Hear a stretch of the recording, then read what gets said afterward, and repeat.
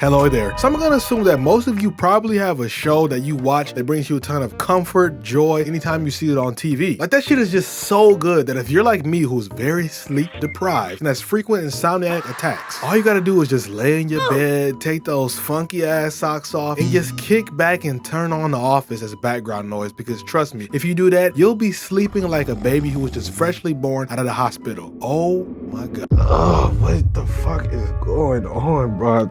I think I'm seeing things. I could have swore about The Office on. I should be passed out by now. What's going on? Hey, bruh.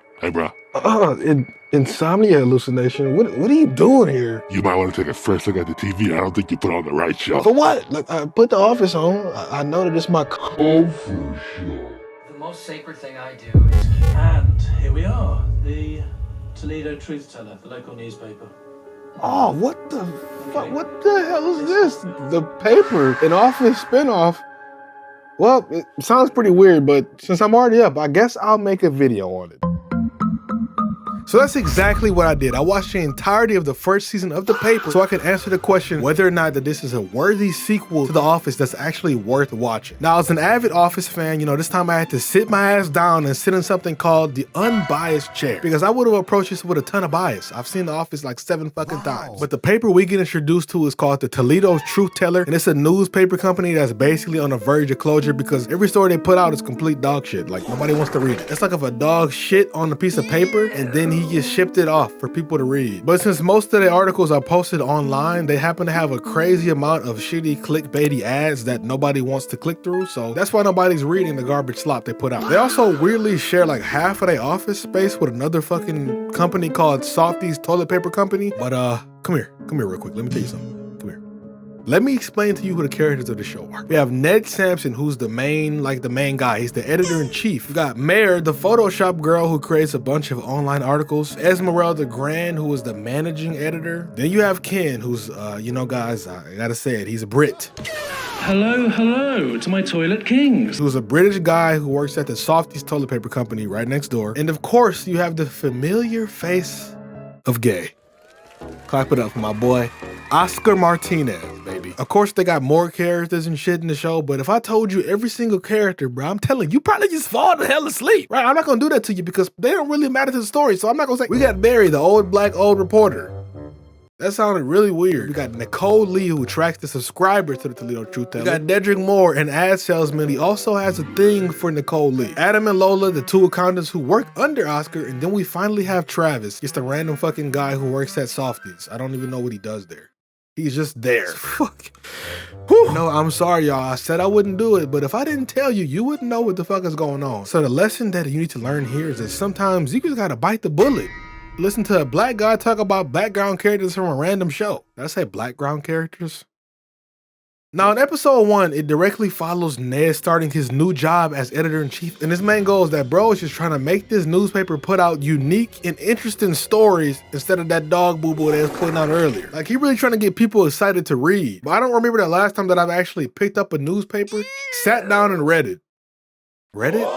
See, I probably go on Reddit to get information than the newspaper. So fuck the newspaper, I'm using Reddit. But the only issue is that they're losing money faster than they can even think. They can't even hire a horde of new reporters because they're so poor. And while all of this is happening, we learn of Esmeralda's immediate disdain towards Ned. That's why I said he was not Me Too'd. I've never been Me Too'd. She want to be the editor-in-chief. She want to step into his shoes. And she gets a little bit jelly, bro. She mad as fuck that my man got the job and she didn't. I'm gonna talk about Esmeralda a lot because trust me, she has a lot to yap about. But in the second episode, Ned decides, you know, fuck it, we're poor. Let me ask my staff if they want to volunteer. So Esmeralda, Oscar, Mare, and pretty much the rest of everybody there, they offer their help to become volunteer reporters so they can help Ned find better stories for the newspaper. But while they're trying to use a website called The Wire to get like online sourcing and information for like inspiration for new stories, Esmeralda decides to cut The Wire and she ends the subscription. So you can already see that she's gonna be a fucking huge problem because she cuts The Wire and nobody else can use that to make a story. So everybody has to go out into the field instead of using this online source. But Nicole stays back because she is going to write a letter on Ned in the newspaper because he just started his job. But as she's writing her letter, she goes away for a quick second. I'm just gonna let you guess who come fuck it up. I've already mentioned her name twice and it starts with an E. It rhymes with The Legend of Zelda. Did you say Esmeralda? Yeah. Esmeralda comes in, she starts adding weird tonage and verbiage to basically make Ned look like a dumbass. She sabotages it. She damn near sabotages everything. But by episode 3, Ned gets gaslit by Esmeralda. You know, I hope you see the trend that's happening here. He gets gaslit by Esmeralda into thinking that Mare is going to leave the Toledo Truth Teller to join another place called the Radisson. That's what she wants. She didn't say anything to me. She's embarrassed. But she doesn't leave at all. She stays. Because why would you tease one of the main characters leaving the series in the 3rd episode? That isn't how shows work. That isn't how they fucking work. Maybe if it was Law and Order, you know, that show. Because every fucking actor and their mama done been on Law and Order. It's like an acting requirement to be on Law and Order, or you're not really an actor. I done seen everybody in Law and Order, bro. Michael B. Jordan, Robert De Niro, Leo DiCaprio. I'm just saying random names, but I'm gonna see if they've been in an episode of Law and Order because I bet they fucking have. But then we later learned that Ned has a crush on Mare. He wants to get up in them cheeks and he want to get up to him fast. And on episode 4, Ned decides to bring in a bunch of high school students so they can come and ask the volunteer journalists a bunch of questions. But in the process, Ned learns that there's one kid who has over 300,000 subscribers to his online blog. You say 300 or 3,000? Oh, 300,000. Good God. And Ned ain't happy about that shit, bro. He's pissed off. So as a grown man, he decides to do the right, responsible thing and give him some encouragement by writing a hate comment on his online blog. Ever heard of proofreading? Maybe you should have been in the journalism class. And it backfires heavily because that kid ain't taking this shit. You gonna make a hate comment against me? Bruh, I got 300,000 subscribers on my online blog. I'm gonna write some shit about you, you're fucking cooked. And that's what he does. He basically writes some other shit about Ned, and yeah, it goes viral. Wow. So Ned and Esmeralda basically team up so they can take this high school blog down, and they want to get this kid to post some fake shit. So they send him something fake, and he eventually posts it, and that's kind of the end of the episode. They celebrate. By episode 5, they talk about the scam of catfishing, and in the process, they learn that Esmeralda has been getting catfished by this dude pretending to be an actor. They decide to write an article about her experience, right? Because they think that it's funny as shit. They basically want to use her experience to alert others of the dangerous scams on the internet. No story there. Can I speak to Jarson? No. No? But this episode, basically, she's just embarrassed as hell, crashing out, and I didn't really find it that entertaining to watch. I just thought it was kind of childish. Now, sadly, episode 6, 7, and 8 and 9, they're pretty forgettable. Because in episode 6, they spend the entirety of the episode basically just using Amazon affiliate products. I don't want to see people use affiliate products for 30 minutes straight. It's not really funny. I'm sad. It made me sad. And I don't know what to do. Do I go to fucking Temu and buy an affiliate product? Will it help me? I don't know. Probably not, because they did it in the show and it was boring. In episode 7, Ned has a crash out on his superior above him, and that's basically the episode. In episode 8, we basically see Esmeralda scramble throughout the entire episode because she's trying to get her son to audition for a commercial. But you know, she's gonna steal the spotlight from him because she's a raging narcissist. And that's it. It's bad. There is a lightning storm. Bro, what the hell, boy? But in episode 9, Ned and Mare go out to get a story, and in the process, they get a flat tire for their car, and I fucking kid you not, bro. It reads like an ad read because all we hear Mare and Ned talk about is AAA. You sure you don't want to call AAA? I'm just saying I have AAA Gold, unlimited roadside assistance, hotel discounts, double points at Embassy Suites. Okay, can you just let me do this? Hey, don't you have AAA? Why don't you have AAA? Don't you have AAA? It will fix the flat tire. Stop. I have AAA. I don't have AAA. Stop. You have AAA, Ned.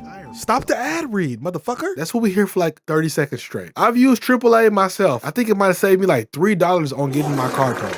That shit was ass. I was like, sorry, but you gonna have an ad read in there. Make sure that it's actually a good service. But I mean, hey, you know, every episode wasn't bad. Some of them was good. I liked episode 10 a lot because we saw Ned and Mare and basically a lot of different people, even Oscar, win a bunch of awards for the Toledo Truth Teller because they eventually have better stories and they get some prominence in the industry. Then later on, Ned and Mare share a spicy kiss. It's spicy as fuck. They start locking lips, doing what HR never wants you to do when you work a real job with your coworkers. They don't want you to lock lips. They don't even want you to touch hips. They want you to look at each other, work, and go home. You think you can lock lips in here? You got the wrong workplace. I feel like the one highlight is that the romance actually was pretty fucking decent. I'm excited to see where they go in the rest of the series. So while this series has a cool, unoriginal concept, I want to talk about something that's similar to the highlights, but it's the direct opposite. It's called The lowlights. Unfortunately, the main issue that the paper suffers from is that it's just not funny. A pretty big requirement for a comedic mockumentary type series. On average, I think I laughed about 2 times per episode. That is a terrible ratio. You compare it to The Office, sorry, but I'm,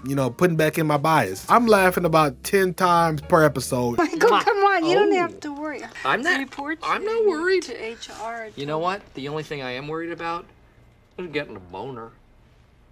And not like the little ha-ha. It's the big laughs where I gotta hold my chest because I think that I'm dying. I barely got any of those laughs in this show. Like, nigga, I'm trying to laugh, bro. Where's the jokes? Because I was really looking forward to that classic dark humor that you get in The Office, but it just never was there. But the biggest issue is Esmeralda.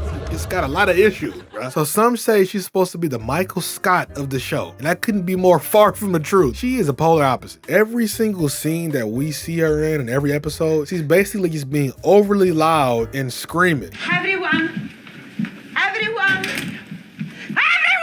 And it's just never funny. It's never in a comedic way that adds to the joke. It's just overly annoying and aggravating. Like, picture this. You got the characters flowing, having a nice conversation, some jokes are landing here and there. And then you got Esmeralda coming in, what's going on? What are you doing? Like, I'm not too sure what happened to the showrunners. It's like somebody hopped into their brain and just basically dropped off a huge bucket of lard in there. And they just started to write. And Esmeralda somehow became the character they put in the show. So instead of saying she's a Michael Scott, I'd probably say she's more similar to like a Dwight. But there's already a character who fills the Dwight role on the show. And it's the fucking British guy I talked about earlier. It's Ken, the dude from Softies. I've talked about a British person in like my last 3 fucking videos. God. Hello? Are you there? Yes. Can you hear me? No. Is this my calling? Maybe. Am I supposed to be in Britain? No. I forgot to tell y'all, I did an ancestry test and I actually came back as 1% Wales. Give me some fucking beans and toast and I'll talk to you all day. But Ken and Esmeralda are like 2 halves of the Dwight that try to make a full Dwight and combine, but it just never works. I just feel like having 2 characters that come in to directly spite Ned is just kind of lazy writing because you only need one to do it in the first place. It's just kind of annoying and repetitive. Sorry. Let me stop saying sorry. I'm not sorry. I want this show to be good, so I'm giving my true fucking opinion. Like, the only time that I actually enjoyed the character Esmeralda is when she was working with Nate in episode 4 trying to fuck up that high schooler's blog. That was funny, as opposed to her always trying to spite him and sabotage him. It was better dynamics that way. But this show does have some highlights, and it's pretty much that the characters are likable. They are very attractive, though. In The Office, they had very, average looking characters, which made it a little bit more relatable, right? Because I'm an average looking guy. I wouldn't say that I'm the next Michael B. Jordan.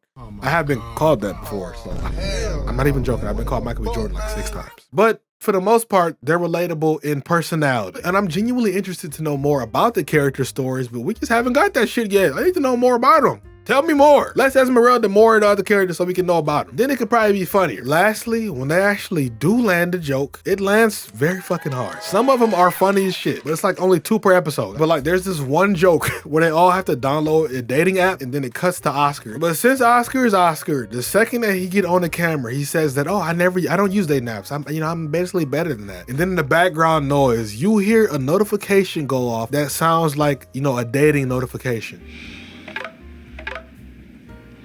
And I thought to myself, Oscar's gay. He's a part of the LGBTQIA community, right? He is gay. So I thought, what dating apps do gay people use? Grindr. So I looked up the Grindr notification app on YouTube. Oh, excuse me, let me just see something. You have a new match with Oscar. What the fuck? It was the exact same sound as what you played on my phone. It was the Grindr notification, and that shit had me laughing hard as fuck. And it's just a nice callback to The Office because they use his gayness in a lot of jokes in a good, safe, healthy way. Gay people rule. But overall, let me go ahead and give my rating of this show. I'm gonna give it like a 6, 7. Fuck, bro, I'm 25. I don't even know what 6, 7 means, but I don't want to fill out the loop, so I have to say it so I don't feel like I'm fucking 30. It get like a 6 out of 10. So while I do think the paper has a lot of potential, they just haven't hit on all the important fronts yet. If other characters were properly fleshed out, it'll be a lot more absorbable because we have more time to grow and learn about them. Like also I said, the character Esmeralda, she had like 10 out of 10 notches right now, but if you just bumped it down about 6 notches to a 4 out of 10, I think it'd be, a lot more absorbable. But I've been Fonze. If you like this type of content, please hit the hype button below. Okay, hype me up, and get your ass subbed up to the channel. channel. Subscribe and hit that button, because if you don't, I'm gonna be very hurt. I'm gonna write a sitcom about you that's mid. I will see y'all very soon. Peace.